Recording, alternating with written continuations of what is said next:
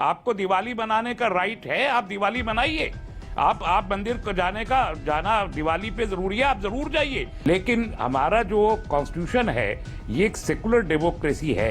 अरे कौन सा सेकुलर डेमोक्रेसी? आप लोग सेकुलरिज्म का ढाल बनाना बंद कीजिए। आप सेकुलर है ना, मस्जिद जाना छोड़ दीजिए, मस्जिद जाना छोड़ दीजिए ना, आप सेकुलर हैं। ये झूठ मूठ का ढकोसला फेकुलरिज्म, कोई सेकुलर नहीं है आप लोग, महाकम्युनल है आप लोग। जय हिंद, वंदे मातरम। दोस्तों, आपने देखा होगा जो नूपुर शर्मा का भी केस हुआ था, उसमें भी ये तस्लीम रहमानी जो है वो इसने ही उकसाया था और अक्सर ये सेकुलरिज्म की बात करता है। अगर इसकी थोड़ी हिस्ट्री देखें तस्लीम रहमानी की, तो ये इसके दादाजी जो है वो मुसलमान बन गए थे किसी के बहकावे में आकर। दो ही चीज़ें होती हैं, ये तो बहकावे में आकर कर लेता है या फिर जोर जबरदस्ती से होता है। और अब ये इतना कट्टर मुसलमान बन गया है, जैसे मतलब सऊदी अरब के भी मुसलमान वैसे नहीं है जैसा ये बंदा है। लेकिन इन लोगों ने सेकुलरिज्म की नई डेफिनेशन बना दी है। धर्मनिरपेक्ष होने का मतलब ये है कि आप सत्य के साथ नहीं हो, आप झूठ बोलते हो, आप चोरियां करते हो, आप जो है फरेब करते हो। ये सारी चीज़ें जो होती हैं वो होती हैं धर्मनिरपेक्ष में। अगर आपको बोलना है सेकुलरिज्म की जो रियल डेफिनेशन है वो है पंथ से निरपक्ष होके, धर्म से नहीं। धर्म एक ही होता है और धर्म का मतलब होता है सही चीज़। आपने सुना होगा ना कि ये सही है, वो जो सही है वो धर्म है, जो गलत है वो अधर्म है। तो ये इस वीडियो में आप जानोगे। तो मैं वीडियो चलाता हूँ स्क्रीन पर, आप ये पूरी डिबेट जरूर देखिए और उसके बाद लास्ट में मैं अपने व्यूज़ ज़रूर बताऊंगा। तो वीडियो पूरा जो देखेगा, चैनल अगर सब्सक्राइब नहीं करा है मित्रों तो आप चैनल को सब्सक्राइब ज़रूर कर लीजिए। मोदी ने केदारनाथ और बद्रीनाथ के आज दर्शन किए हैं। पीएम मोदी का वैसे केदारनाथ में ये छठा दौरा था। अब एक तरफ मोदी केदारनाथ में पूजा कर रहे हैं, तो कांग्रेस नेता राहुल गांधी भी भारत जोड़ो यात्रा के दौरान अपनी भक्ति दिखा रहे हैं। पीएम मोदी ने आज शिव आराधना की तो उस पर सियासी संग्राम भी छिड़ा है। कांग्रेस नेता उदित राज ने सवाल खड़े किए। तस्लीम रहमानी साहब, आपसे शुरू कर रहा हूं। ये जो तस्वीरें मैंने दो तस्वीरें दिखाई आखिर में अभी थोड़ी देर पहले, प्रधानमंत्री मोदी और राहुल गांधी, इन तस्वीरों से आपको कोई दिक्कत है क्या, या फिर सिर्फ कुछ लोगों को प्रधानमंत्री मोदी की आज की भक्ति से जो दिक्कत है आप उसे गलत मानते हैं? क्योंकि भक्ति तो हर कोई दिखा रहा है। देखिए, प्रधानमंत्री मोदी जी हों या कांग्रेस के अब तो जनरल सेक्रेटरी अब क्या होंगे पता नहीं, राहुल गांधी जी हों, उनका व्यक्तिगत रूप से एक धर्म तो होगा ना। हर आदमी का एक धर्म होता है, वो चाहे पीएम बन जाए या वो सीएम बन जाए, और वो अपने धर्म की आस्था इस कारण से तो नहीं छोड़ सकते कि वो किसी एक कॉन्स्टिट्यूशनल पद पे हैं। तो इसलिए जब भी जो भी तीज त्यौहार होंगे वो अपनी धूमधाम और अपनी श्रद्धा के मुताबिक मनाएंगे, ये उनका राइट है, इसे चैलेंज नहीं किया जा सकता। लेकिन हमारा जो कॉन्स्टिट्यूशन है ये एक सेकुलर डेमोक्रेसी है। सेकुलर डेमोक्रेसी में कॉन्स्टिट्यूशनल पोजीशन पर जो लोग भी हों या पॉलिटिकल पार्टीज के जो लीडर भी हों, वो स्टेट के प्रोग्राम को अपने पर्सनल प्रोग्राम से अगर अलग रखें तो वो सबसे ज्यादा डिजायरेबल है। आप अगर राजनीति कर रहे हैं तो आपके राजनीतिक कार्यक्रम और आपके धार्मिक कार्यक्रम अलग होने चाहिए। आपको दिवाली बनाने का राइट है, आप दिवाली बनाइए।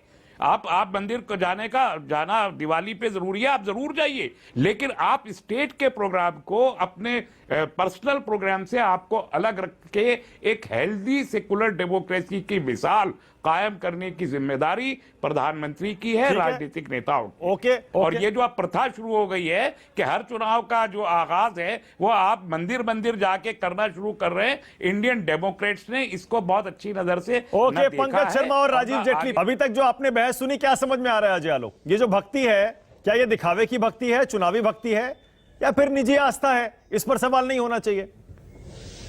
खुशी है मुझे कि इस देश में किसी की औकात तो है जो भक्ति खुल के दिखा पाया, नहीं तो आज तक तो ये एक धर्म विशेष तक ही रेस्ट्रिक्टेड था।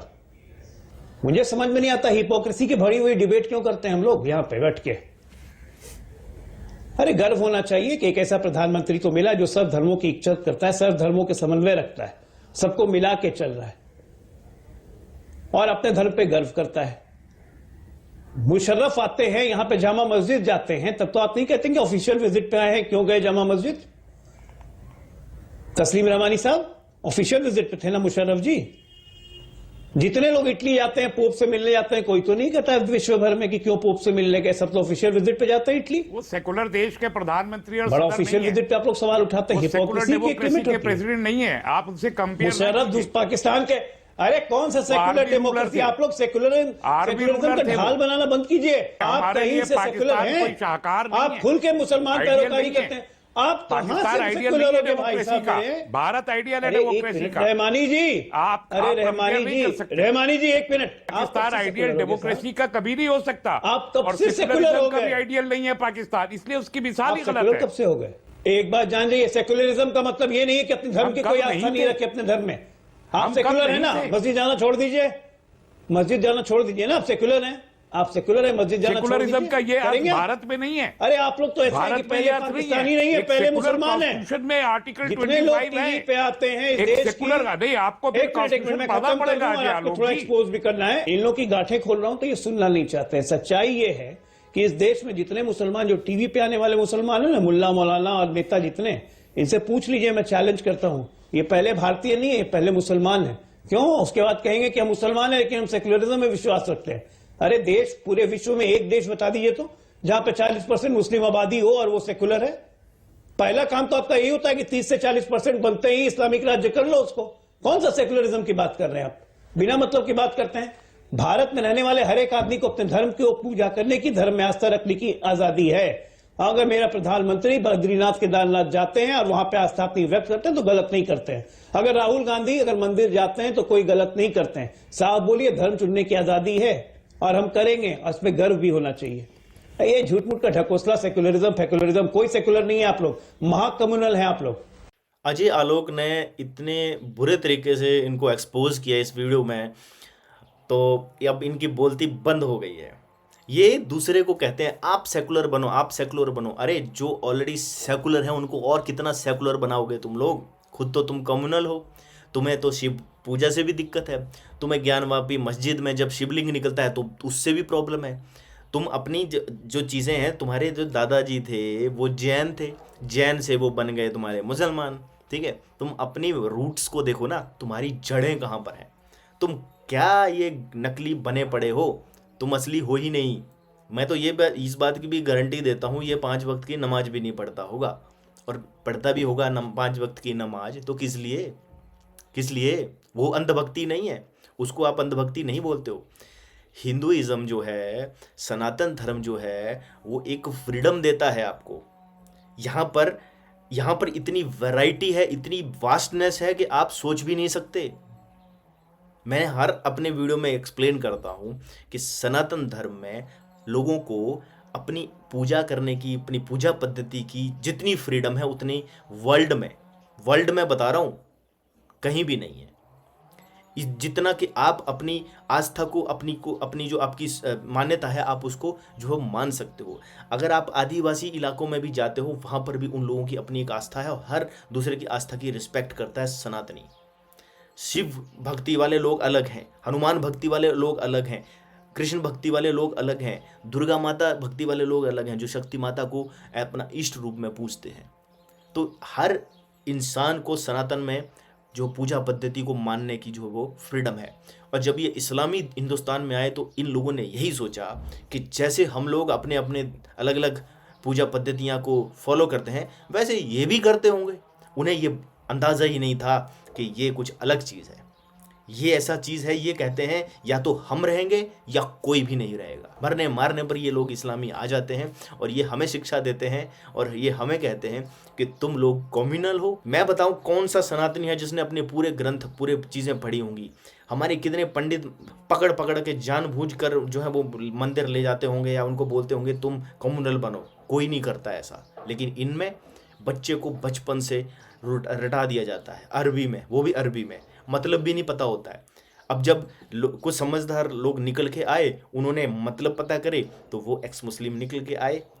तो तब अब ये क्या करते हैं, अब एक्स मुस्लिम इनको एक्सपोज कर रहे हैं, तो ये अपने चैनल बना बना के सनातन धर्म को टारगेट करते हैं। ये है इनकी सच्चाई। गलत फलत किताबें लिख देती हैं। अकबर के काल में दीन इलाही चला था। आप इस बात को बड़े ध्यान से सुनिए, ये बहुत ही इंपॉर्टेंट बात मैं कह रहा हूँ। अकबर के काल में दीन इलाही चला था, उस काल में अकबर ने क्या किया था, जितने भी सनातन धर्म की जो किताबें थे उन सब में मिश्रण कर दिया था, मिलावट कर दी। हमारे जो पंडित थे उनको बुलाकर उनको बोला गया कि अगर तुम ये चीज़ फॉलो नहीं करोगे तो तुम जो है वो राजा की जो है वो बेअदबी करने में शामिल हो जाओगे। बहुत सारे जनेऊ इकट्ठे होते थे, एक एक दिन में कहते हैं 2.5 मन जनेऊ इकट्ठा होता था अकबर के काल में। अकबर को तुम महान बताते हो? उसने कहा था कि तुम हिंदू अपनी औरतों को ढक के रखो। तो घूंघट प्रथा का जो उदय हुआ था वो अकबर के काल में हुआ था। आज जो आप मिश्रित श्लोक देखते हो मनुस्मृति में, वो सब उसी काल में ऐड किए गए। उनको ये पता चला कि इनकी किताबों में मांस भक्षण नहीं लिखा हुआ है, उन्होंने वो श्लोक ऐड किए हैं। आज आप जितनी भी श्लोक देखते हो इंटरनेट के माध्यम से या कहीं भी कि मनुस्मृति के 5:152 में ये लिखा है, मनुस्मृति के 8:299 में ये लिखा हुआ, वो सारे के सारे जो है वो प्रक्षेपित श्लोक वहाँ पर ऐड किए हुए हैं। इन्होंने वेदों में भी, महाभारत में भी, महाभारत अगर आप मूल पढ़ोगे और उसमें देखोगे बहुत सारे एडिशन कर दिए गए हैं। महाभारत तो कहते हैं शुरू में इतने श्लोक थे, अब करके बहुत सारे श्लोक से इन्होंने बना दिए। तो वो एडिशन किसने किया है, कौन है उसका जो दोषी? और मैं तो इसमें जो ये नव बौद्ध हैं, जो बहुत बुद्ध धर्म वाले हैं, इनको भी इसका दोषी मानता हूँ, क्योंकि इन लोगों ने भी सनातन धर्म को डिग्रेड करने में कोई कसर नहीं छोड़ी थी। जब हिंदुस्तान में इस्लामी नहीं आए थे, उससे पहले ये बुद्ध धर्म वालों ने इतनी इस देश में उदंडता मचाई हुई थी कि आप सोच भी नहीं सकते हो। हमारे देश पर पता क्यों ये लोग बाहर वाले आक्रमण कर पाए? क्योंकि यहाँ पर बुद्ध धर्म जो है वो चरम सीमा पर था। इनकी अहिंसा परमो धर्म की नीति ने हमारे को जो है वो नपुंसक बना दिया। हथियार नहीं उठाए, राजाओं ने हथियार फेंक दिए थे। ये जो डिग्रेड कर रहे हैं और चीज़ों को झूठा फैला रहे हैं, तो आप क्या उनको काउंटर नहीं कर सकते? बिना पढ़े आप उनके चैनल्स पे मत जाइए। अगर आप बिना अपने शास्त्रों को गहनता से पढ़े हुए उनके चैनल्स पे जाओगे तो कोई फ़ायदा नहीं है। दूसरा, उनको आप अननेसेसरली पॉपुलैरिटी भी दे रहे हो। अभी मेरे को कह रहा था एक कि भाई तू आजा मेरे साथ डिबेट पे, मैं क्यों जाऊं भाई उस पे चैनल पे? उसको अननेसेसरी पॉपुलैरिटी मिलेगी, नहीं जाना है उसको चैनल। उसको बोलना है अगर तुझे डिबेट करनी है तू मेरे चैनल पे आ। ये लोग अब एक्सपोज होने लगे हैं। ये आज का वीडियो था और मुलाकात होगी नेक्स्ट वीडियो में। तब तक के लिए दोस्तों, जय हिंद, वंदे मातरम।